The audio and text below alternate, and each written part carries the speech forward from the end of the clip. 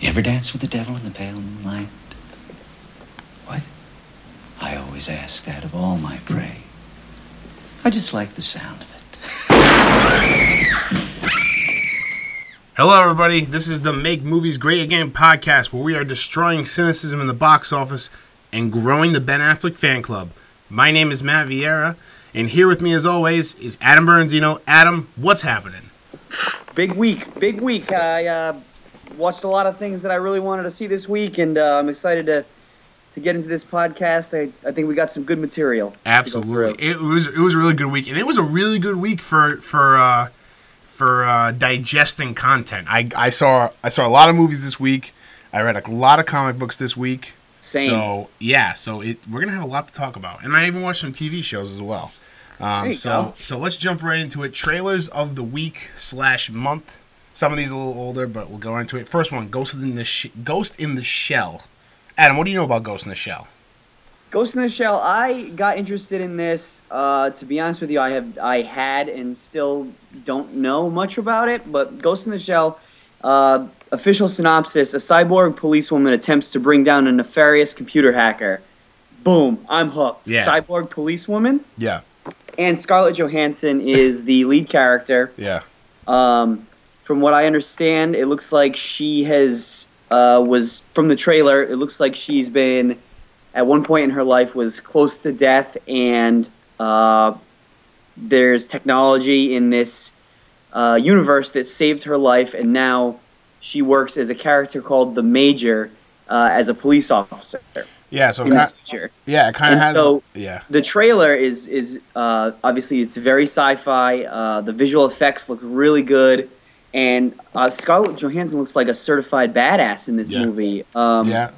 She's been coming out with a lot of these movies lately. It seems like ever since she started with Black Widow, she's been doing her whole Avengers thing. She had that movie Lucy where she was badass, and now this. I mean, she's really like changing up her resume, and I kind of like it. I'm excited to see this for that reason alone. She really seems to be growing into her own as a female action star. Yeah. So from what I understand, this was a Japanese manga.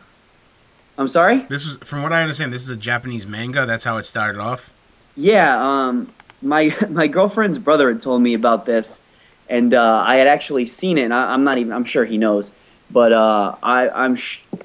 but I saw that it was being made into a movie, and it has to be the same thing as this manga book. Or it was shit about manga. I don't know much about manga. I know I've read a little bit, a few different ones, but nothing like this. And it's also, I guess, it's an anime as well. Apparently, this has it has a cult following. Exactly. And it's pretty a rabid fan base, and they weren't happy when they casted Scarlett Johansson in the first place. Obviously, we're okay with that because Scarlett Johansson's super hot, and she's been awesome in action roles like this. So that's fine. I'm fine with that. But apparently, they're not happy that it's what they say, whitewashing. So it's like should be an Asian actors or actress's part, or actress's part, but given to an American. I guess she's white. You know what I mean? She's definitely not Asian. Yeah, she's American. But yeah, this kind of gives me like an Inspector Gadget meets The Matrix. Meets The Matrix meets like the $10 Million Man. So or the $10 Million Woman in this case. So I'm excited for it. It looks super cool and super like fucking weird. Yeah, it looks like it'd be a cool movie to see in 3D. Oh if it does come out in 3D. Yeah, definitely. It has those visuals for sure. That lend itself to 3D. Next one on the list is Song to Song. So, Adam, I didn't know anything about this movie until today. So you go ahead. Okay, so I put this on our list because, as you know, and our audience might know from our 2 previous podcasts, that I'm a big Michael Fassbender fan, and so I peruse his IMDb from time to time, and I had seen that he was coming out in this movie. Yeah. And the title of this movie has changed a bunch of times, but I was interested in it because it is the best. It has the best looking cast ever. Super handsome and beautiful cast. So I've got starring Michael Fassbender, Ryan Gosling, and Christian Bale are the male leads. Yep. What? Yeah, that's super handsome. And then the females are Rooney Mara, Kate Blanchett and Natalie Portman is also in this movie. It's ridiculous. I'm looking on here, like, there are other supporting characters that are very good-looking people in this movie.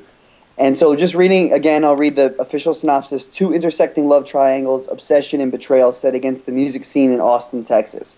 And the director is Terrence Malick, who has been known for like his unorthodox filming and writing methods. It sounds familiar. He sounds familiar. What other stuff has he done? The New World with Colin Farrell, The Tree of Life with Brad Pitt. Oh, that's right. The Tree of Life. Yep. Okay. Yeah, so he's been around the block, and I'm trying to see what else he did on here. The Thin Red Line, which is a really good movie. But yeah, so this movie has been anticipated for a while just because of the cast and the director. It's got all the pieces there, and I mean, from the trailer, it looks exactly like what the synopsis says: obsession, betrayal against the music scene. And I'm interested to see this.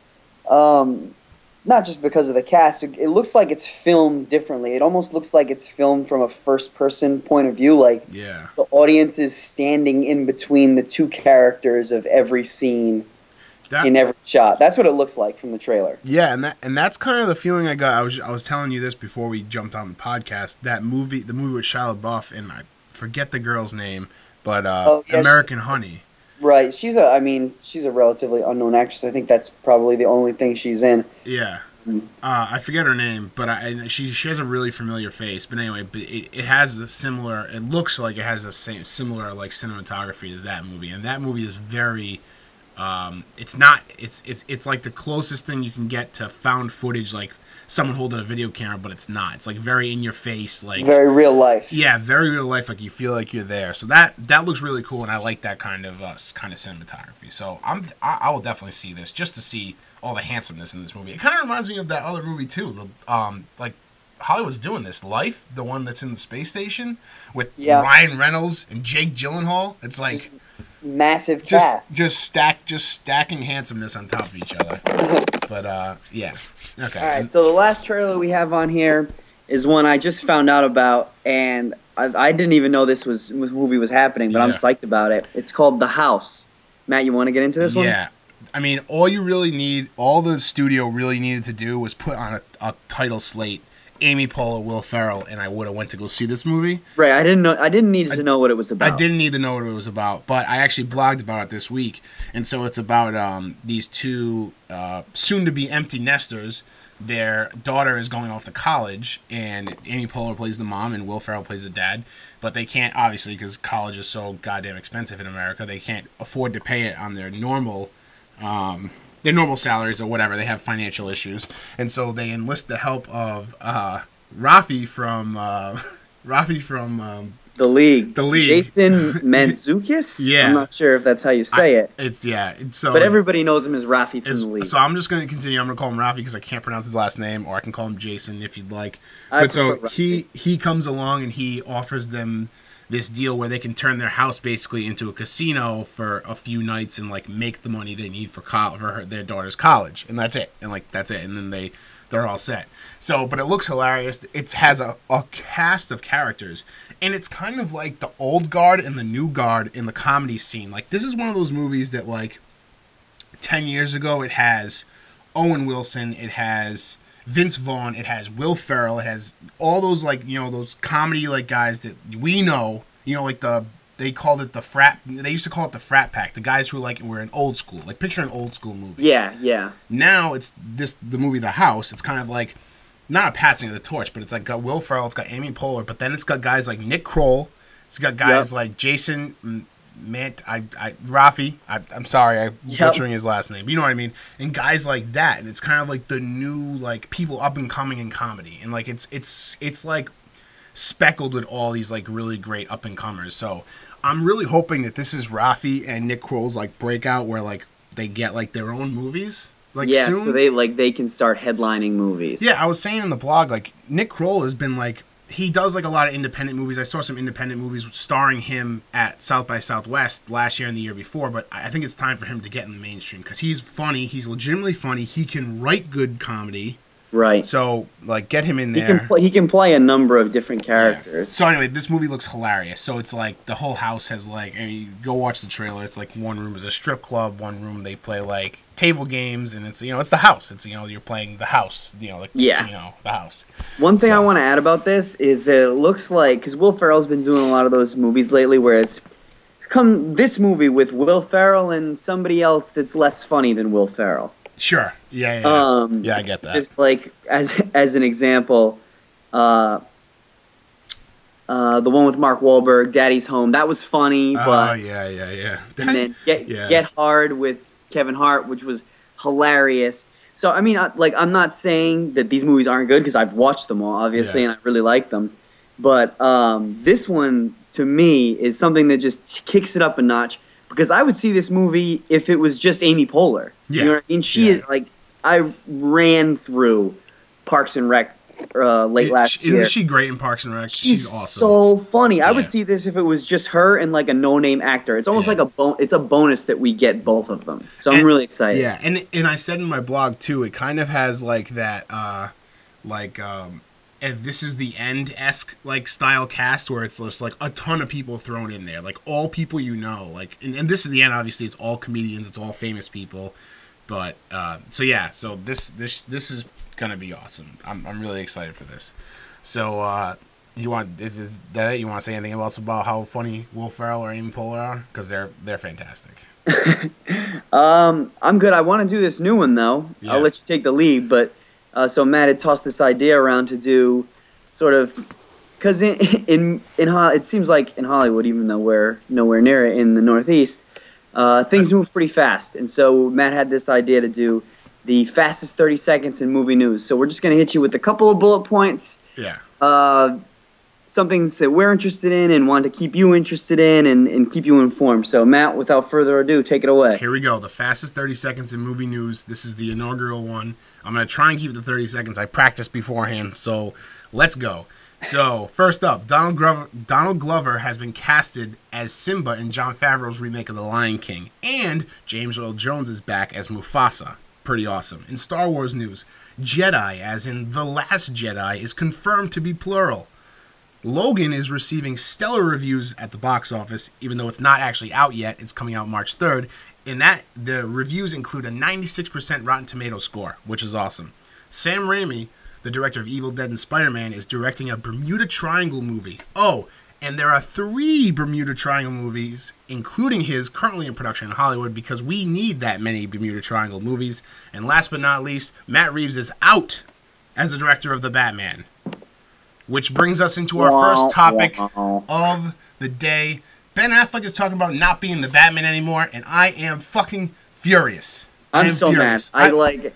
I before we started this, I was on Yahoo, and I saw like 7 actors that could replace Ben Affleck as Batman, and I was his body's not even cold yet, guys. His body's not even cold yet. Leave the man. Leave him be. If everybody keeps busting his balls about this, he's just gonna be that's exactly what he's gonna do. He's gonna bail, and we don't want that. I don't think anybody wants that because it seems like even if you didn't like Batman vs Superman, that you thought that Ben Affleck was good. That seemed to be the popular takeaway from the movie. Yeah, absolutely.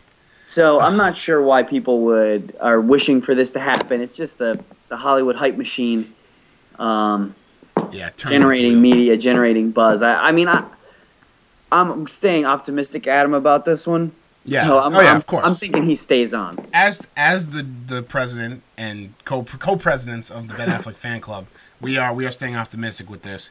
But I think it's just fucking bullshit, man. I mean, we're not even going to get into. I threw that Matt Reeves is out as the director because we had said last week that it was a possibility that he wasn't definitely signed on for it. So whatever, it wasn't even really news. You know what I mean? Like whatever, he's in, he's out. Whatever, we're better off without him in the DC universe. It's a fucking dumpster fire now, man. It's like, what the fuck is going on? There's still no director for The Flash. Yeah. There's still no director for The Flash. People are already having their which is so ridiculous. They're already having their doubts about Wonder Woman and the Justice League movie now. And now, if Ben Affleck gets replaced as Batman, what happens? What happens with the DC universe? Is the DC universe essentially dead in the water now? Like, or it's in big trouble. Or it seems like it's in trouble. I mean, so all right, so let's go through some scenarios here, okay? Hit me. So Ben Affleck, right? Ben Affleck being the Batman, he has to be in for Justice League because they're already pretty much done filming Justice League. Oh yeah, it's filmed. I think he's it's in. post now. It comes out in November. Yeah, he's in Justice League. He's probably under some contract to do the Batman movie, a standalone Ben Affleck Batman movie. So you have, and he's got to be in Justice League too. So now that's the big question. I really didn't think that Ben Affleck was gonna be in much after Justice League 2. I figured he's gonna be in Wonder Woman. I figured he's gonna be in Flash. He's gonna be in Cyborg. He's gonna be in a Green Lantern movie when they do it eventually. And he's probably going to be in Justice League 2. We'll say he's going to be in Justice League 2 at this point. But, I mean, at first, when Ben Affleck got hired as the Batman, what were your expectations? Was he going to be Tony Stark? Was he going to be Robert Downey Jr. and go on for like a decade plus as the character? That's what I was hoping for. That's what we all hope for. But, I mean, what Marvel is doing, we talked about before, is unprecedented. For this many movies to be connected and these many characters to stay in the role. This has never, ever happened before. Right. You know what I mean? It's tough. And crazy. DC is clearly struggling with this whole continuity thing. I want them to succeed so bad. I want them to. I really do. But Ben Affleck now, like, and the real problem I have with this is that Ben Affleck didn't come out, or like DC didn't come out and refute that Ben Affleck is thinking about not being Batman anymore. Yeah, that nobody's said anything. Maybe they just don't even want to acknowledge it because it's ridiculous. I guess. But now you talk about so if Ben Affleck is going to be out, we already said he has obligations to finish some of these movies. You know, the majority of these movies in the near future of the DCU. How does he pass the torch? How does DC move on without Ben Affleck Batman? I think if they want to sort of save face, they'll tailor the Batman movie, if he is in fact contracted to do it, the Batman, they'll tailor it to have, I mean, it's not crazy to have a Dick Grayson character replace him. Yeah. So as the Batman, the other the Robins, I mean, Dick Grayson is Batman. He takes over as Batman after the events of Final Crisis in, you know, this whatever comic book arc. I don't think Jason Todd has ever put on the cowl, or Tim Drake. Do you need someone to put on the cowl, or can there Batman. In Justice League, in the DC universe, you need a Batman. So now I'm thinking he has to be replaced, whether it's Bruce Wayne is replaced and they keep that going, or, you know, I mean, need a Batman. They could even go through a scenario where the Flash screws up time and dimensions. Yeah, and, no, that's there's a different Batman, and in a perfect world, it's Christian Bale. Dude, they're already talking about how the Flash movie is essentially the comic book story arc of Flashpoint, which is where Barry Allen fucks up time. I believe that I haven't read the whole thing yet, but I believe that Wally West is in it as well, and that's a whole different, like, they also discuss time. Like, that's always been a good, like, little, like, story to follow with the Flash movies, and I mean Flash comic books. So definitely that could happen. I mean, you're already seeing in Batman v Superman, you already see the Flash come back in time. Right. I mean, so we're hypothesizing, but I'm sure they could fit. I'm sure the writers are smart enough, hopefully, that they could work something into it. I personally think that they could pass it on without a Batman ready to take on. I think that they could pass it on to Dick Grayson or Jason Todd type character, if, you know what I mean, and as a different, not Batman yet. Like, I don't know. I'm not having trouble explaining it. Like, I don't think they need to go like a seamless transition. Like, Batman is no longer Batman. Here's the next Batman. Like, I think it could be like, here's the guy who's going to take period of time without a Batman. Yeah, sure, and then a comeback, and then you have like you could even maybe include like Batman Beyond, like where it's like old man Batman is lurking around in the shadows, and who knows who could that be? You know what I mean? Whoever that is, whatever. And then it could be like young Batman. Too. I mean, not. I mean, there's so much material to pull from to save it, but I mean, for the common fan, the best thing to happen is Batman. Yeah, obviously that's the best thing for everybody is if Ben Affleck stays. It just sucks because I had such high hope for these movies, especially after Batman and Superman. I was so hyped up, like, because Henry Cavill was so good in Man of Steel, and I thought that movie was awesome. And I had never really been interested in a Superman movie before Man of Steel. Right, that movie was really good. It was really done really well, and Batman v Superman was great. I thought the Luthor character was fucking awesome. I thought Lex Luthor was awesome. What's his name? Jesse Eisenberg. Yeah. I'm really bummed out about this. I'll be honest. I am staying optimistic, but I don't know. And also and then you got to think about too. They're already talking about doing the Sirens movie, the Gotham City Sirens movie. So it's going to be like Catwoman, Poison Ivy, and Harley Quinn. Right? So I'm assuming you don't have a movie that has the word Gotham in it without Batman. So so that's the problem. So he's obviously going to be in that movie, and probably a few other of the Justice League characters, but nothing happens in Gotham without Batman's say. Yeah, and also, so if they're operating together, he has to know about it. Yeah, so there's got to be that character. I hope that they figure it out. Like, I think what's going to happen next. Hopefully what's going to happen next. They'll find their director, right? They'll find their director. They'll iron things out with the script. I think once they get filming on the Batman movie, and once like Wonder Woman comes out and everybody starts getting hyped up again for the DCU, and hopefully the Flash finds a fucking director, because I don't know what the hell's going on with that, then maybe like it'll get back on track, and maybe Ben Affleck will be more like willing to stay. Because like I think the Wonder Woman movie is gonna save the DCU. I hope so. That would be such justice for like a movie like that. Like, you know, like everybody's always bitching about how they can't get a Black Widow movie to be made.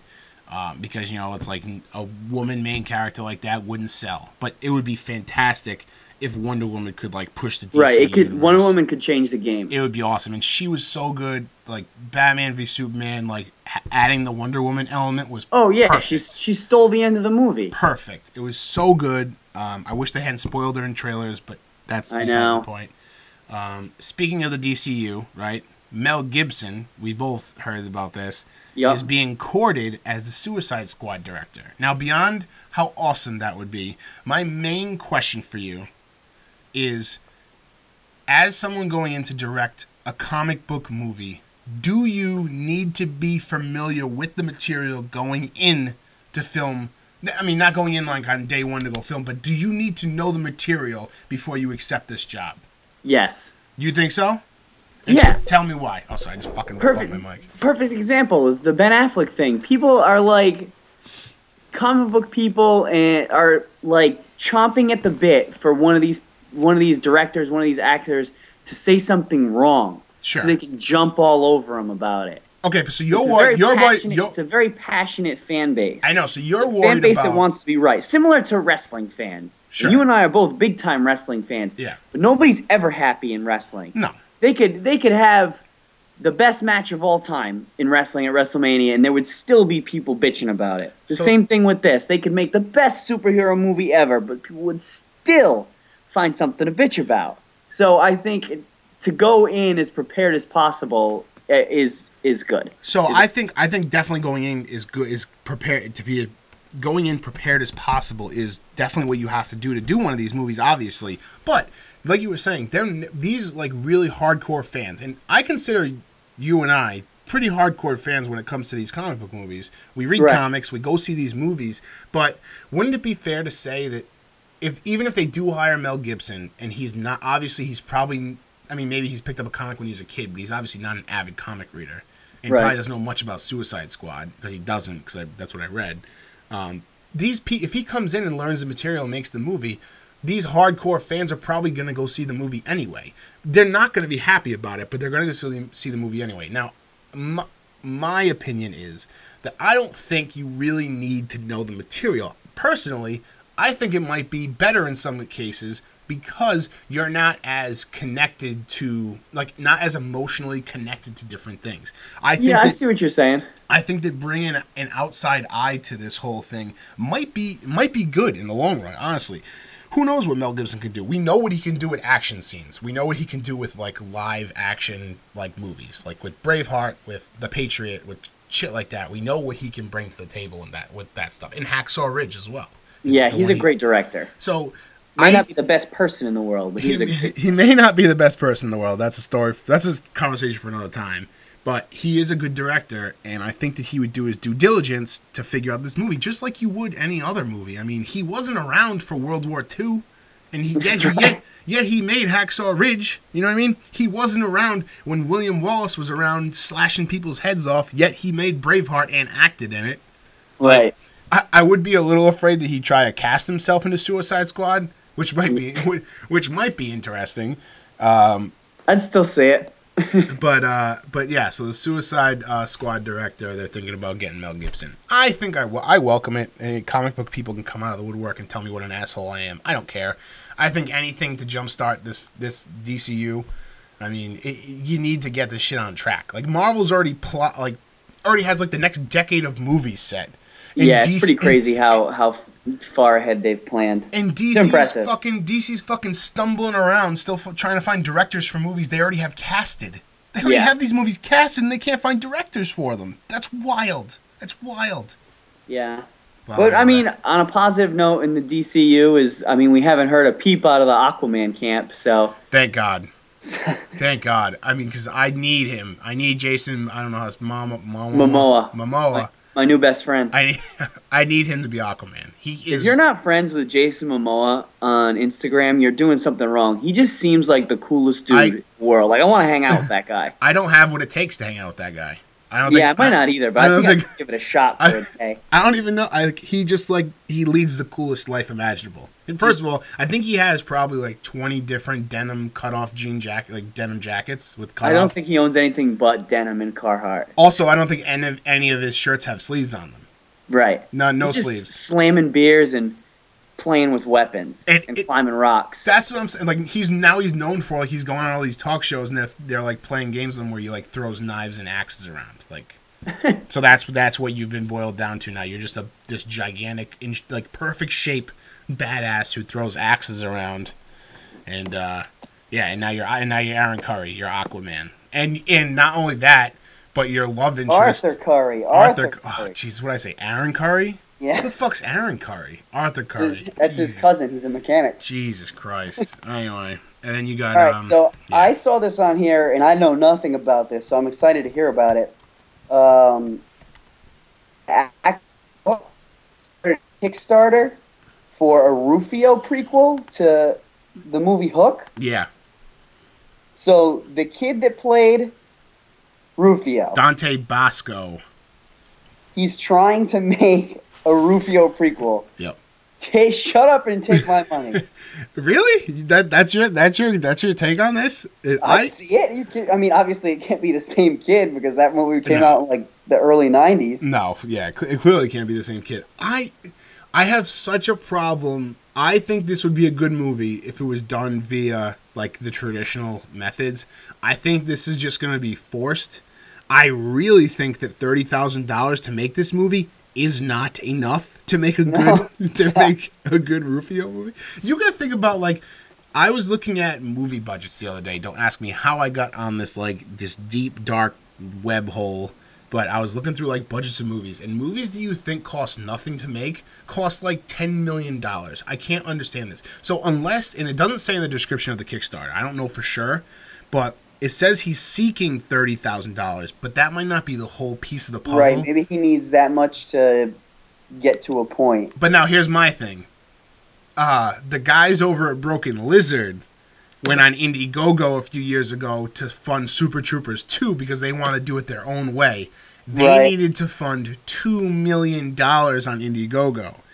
Yeah, plus, they did it in like a couple of hours. Yeah, and plus they needed to get money from some studios as well. They had that planned into their thing. So think about this. You want to do a Rufio prequel movie, and even if that's not your full budget, you're only asking for $30,000.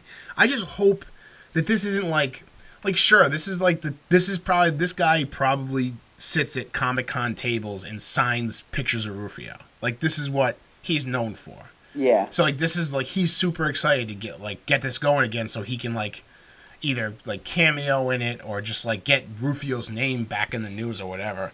But I just, like, it just leaves a sour taste in my mouth that he's, like, just, like, first of all, I don't even think he can do this. I don't think he owns the character Rufio. No, Disney does. Yeah, so it just on all levels doesn't make any sense. Like, Disney would never allow this to happen. No, would never allow someone to just go. That's like me going on. Like, all right, so if I wasn't an actor that played the character, but still, he has the same connection to this character as if I was gonna go fucking grab, like, I don't know, like some girl down the street, and I'm gonna say I'm gonna make a Cinderella prequel, and I'm gonna go on, I'm gonna go on Kickstarter, and we're gonna do this movie. Disney's never gonna allow that shit. So I don't know how he's getting around that. Yeah, but maybe I'll hold off before donating some money. Actually, if you wanna, I mean, listen, making a lot of good points. I want to see a Rufio prequel movie. Who doesn't want to see a Rufio prequel movie? I don't think this is the way we're gonna see it, though. That's just my thing. I don't think this is the way we're gonna see it. I don't think Dante Bosco has any idea the type of a lawsuit that Disney's going to slap on top of his head.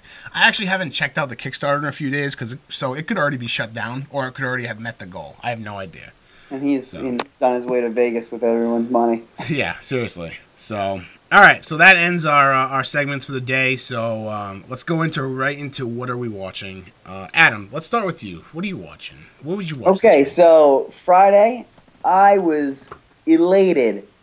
When I got tickets, well, I mean, it's not a big deal to get tickets to the movies, but I went to go see Lego Batman on Friday. Went to AMC Theaters, sat in one of the couch seats, got my Raisinets, got my large blue icy, like a 10-year-old, and man, you have to see this movie. I'll go again with you. It was such a fun movie. It was just as fun as the first Lego movie. I was gonna say, I loved the first Lego movie. I thought that was awesome. Except it was all Batman.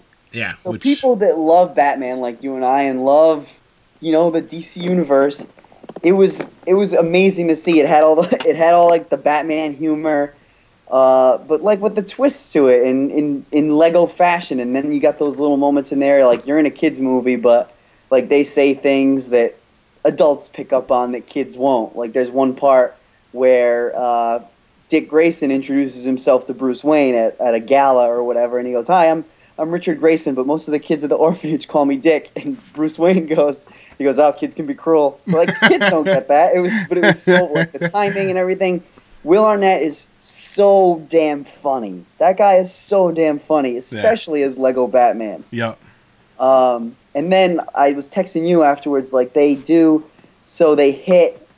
nods to every Batman movie ever. Like every Batman movie that has come out, there's nods to all of them, which is super cool.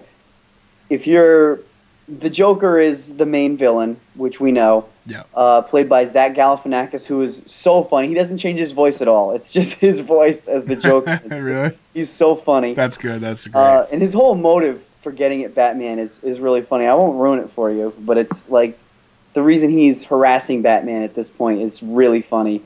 And you've got Justice League characters in it. You've got, like, when I say all the Batman villains, I mean all the Batman villains. And there's small things you pick up on there when, like, different costumes throughout, Batman lore. And there was one part towards the end of the movie where they didn't mention him at all. Like, so they mentioned most of the villains, the big ones like Two-Face and the Penguin and Poison Ivy, Killer Croc. Like, they mention all of them, right? But then at the end, in the crowd of Legos, I saw the mutant leader from The Dark Knight Returns. They didn't mention him. I thought that was really cool. You know what I mean? I saw Black Mask. That was really cool, and they didn't mention him. That's so cool. All these lesser-known villains that we love were also in there. So I thought that was awesome. That's awesome. That's really cool. I'm super excited. I definitely want to see Lego Batman. It's definitely worth it. I mean, I hope they do a second one. I don't know if I'm sure they will, just because of the money they've made off of it, but we'll see. Oh, definitely.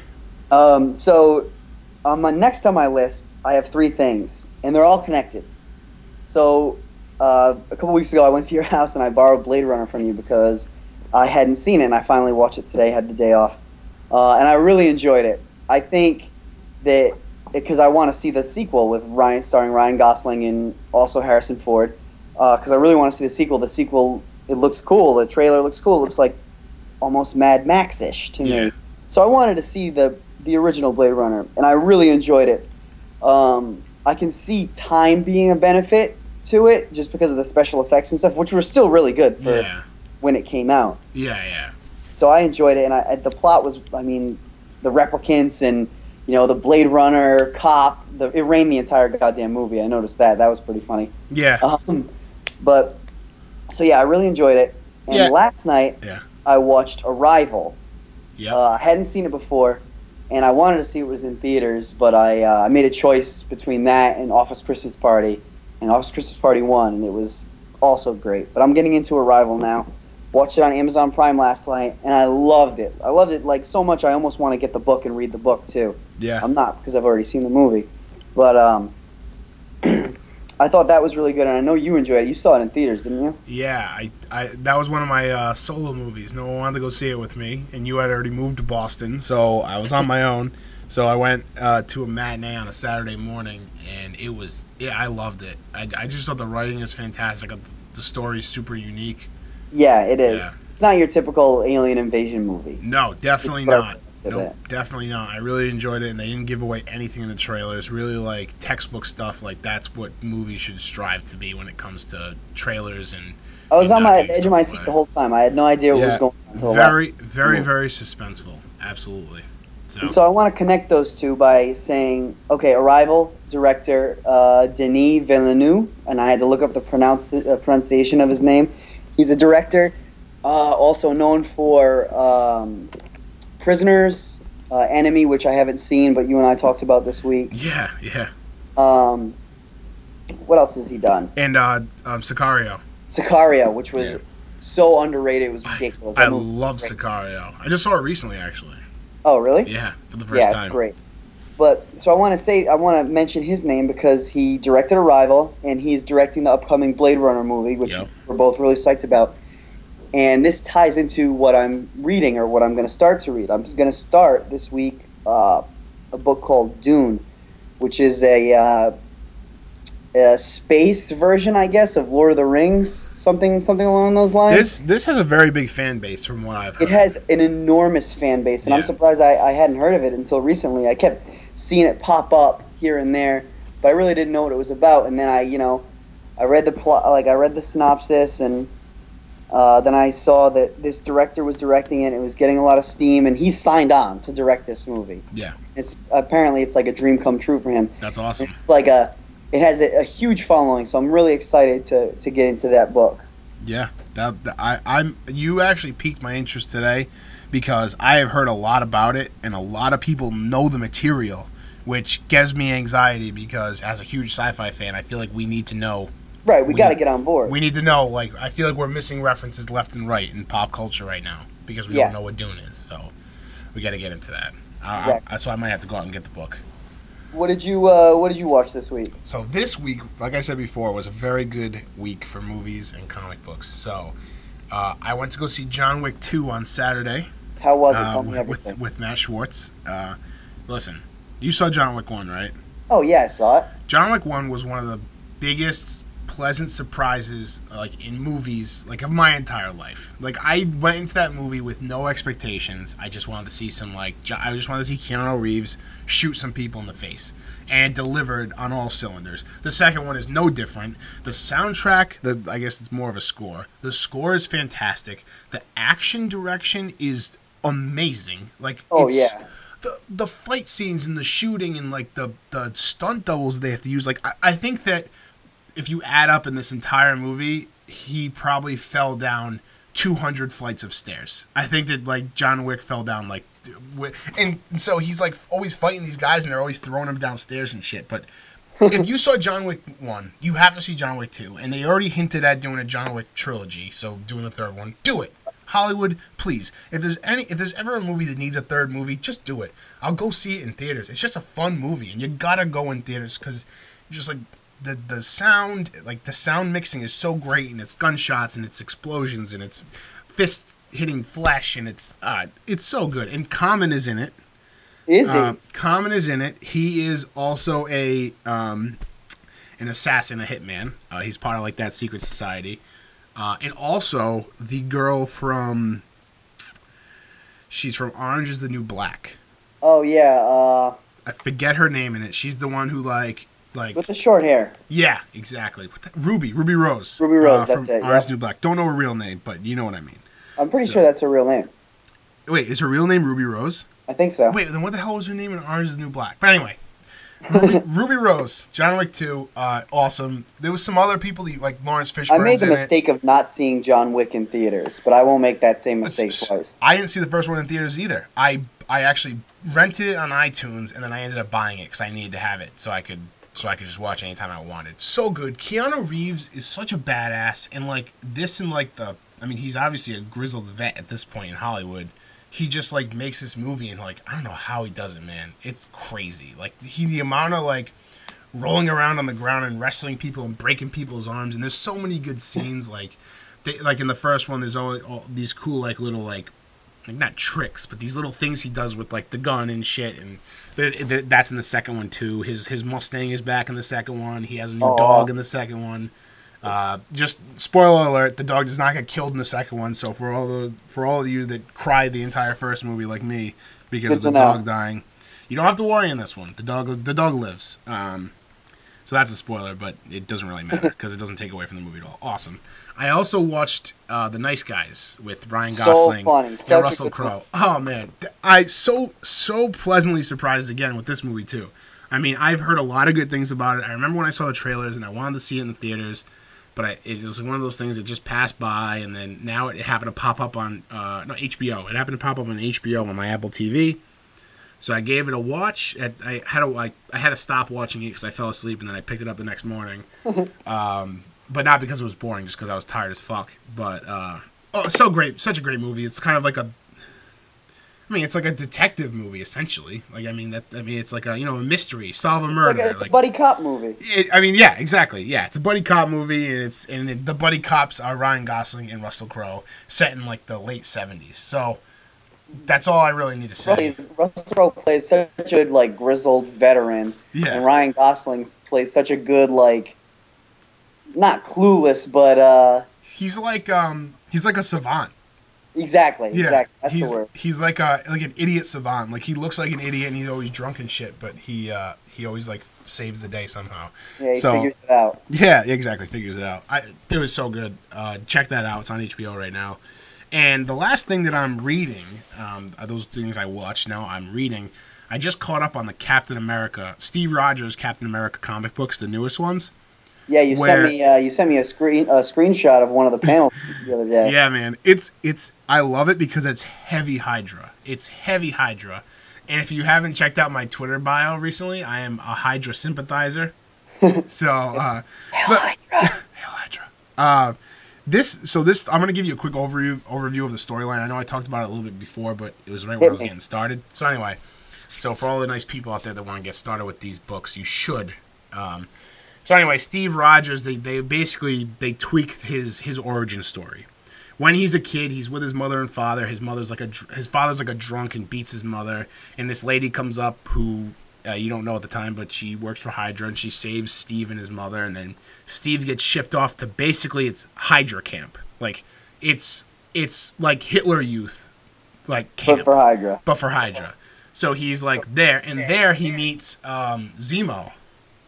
Oh, really? Yeah. So he meets Baron. Well, at the time, I think his first name is Helmut. It's like a German name, Helmut. Helmut. I hope I'm pronouncing that correctly. But anyway, but he like becomes really good friends with him, kind of like how him and Bucky Barnes are friends. So that's like the difference. So there's like it's him and Zemo versus him and Barnes, but Barnes is also in the universe, so it's a little confusing in that way. But right now, he takes the mantle towards the beginning of the book, so I'm not giving too much away.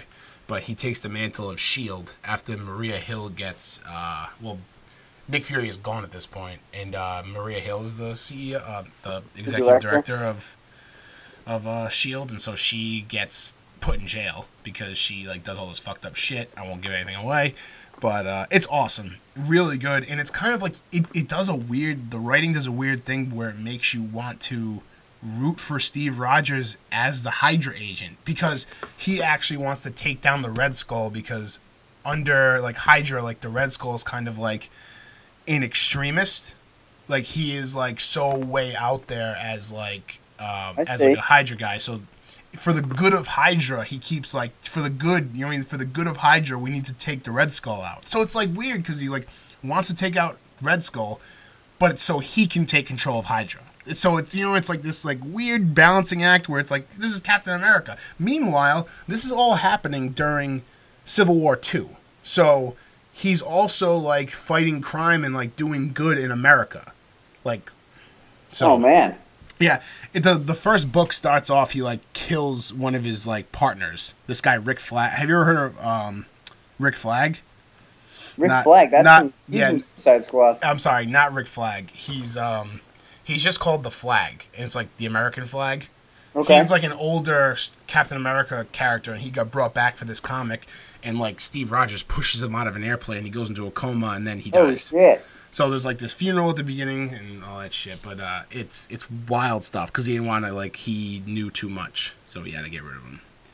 But yeah, it's called, the official title of the book is called Steve Rogers Captain America, because right now there's also Sam Wilson Captain America, and so you don't get confused. It's Steve Rogers Captain America. It's currently on the 11th book. 12th book comes out. It's every 2 weeks, so not this week, coming up the week after. So check that out. It's hitting shelves in a couple of weeks, but yeah, great comic book. I'm super enthralled with it. I forgot to mention to you I know you told me recently that you're all caught up with the Civil War II saga. Yep. I was in Barnes and Noble the other day and I saw because I have the Civil War I graphic novel. Yeah. I think the Civil War II graphic novel is out. Oh, nice. I'm gonna have to pick that up. I saw it in hardcover at Barnes and Noble the other day. I'm probably gonna wait for the soft. Oh yeah. That's the one Civil War I have is the soft. Yeah, same here. But yeah, so I'm psyched about that. And I forgot to mention one other thing that I'm reading is the Volume 9 of the Scott Snyder, Greg Capullo Batman saga. Nice. You're back on that? I'm back on it.